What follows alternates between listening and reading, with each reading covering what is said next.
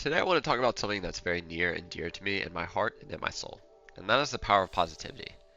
This is kind of something I talked about in my previous Ramble video where I discussed how much mindset affects your gameplay and how the ability to lock in and focus on yourself and your own gameplay can really determine winning versus losing a game.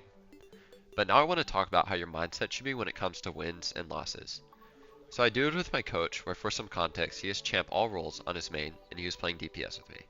Now going into the session, I was thinking, oh, these should be easy wins. I'm a decent enough tank player and I have a champ DPS.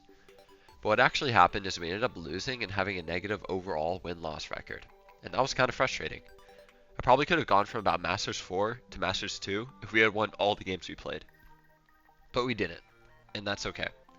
My takeaway from the session was that the losses didn't actually matter because we concluded that I learned a ton from these games. More than what I would have learned if we had just won every game and I didn't have to think about anything. So it went from a negative overall win-loss record, turned into some really important learning moments for both me and my coach. Because we kept our mentals locked in and we stayed positive, we were able to take away the most that we could from each game. And in the circuit game that you've been seeing in the background is me playing Orisa and the Hog, which should be an unbelievably easy matchup for me. But spoiler alert, they win. That's purely because of the fact that I was playing horribly. I was not positioning correctly, I was not spacing out the hog correctly, and despite having 3 cooldowns that all stop hook, I still managed to get hooked numerous times. So what we did is we hopped into the replay, and we broke down half the fights and looked at my positioning. And what I learned is that, hey, guess what, my positioning kinda sucked. Who could have seen that coming?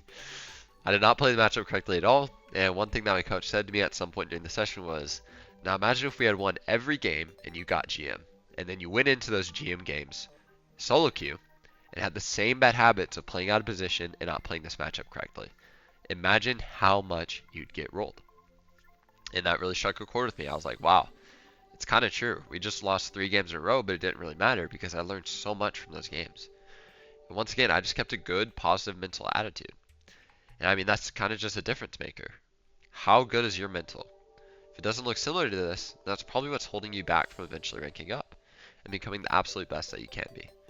Stay positive, take what you can from each game, and in the wise words of the great Greek philosopher Super TF, posi vibes. That's my TED Talk. Toodles.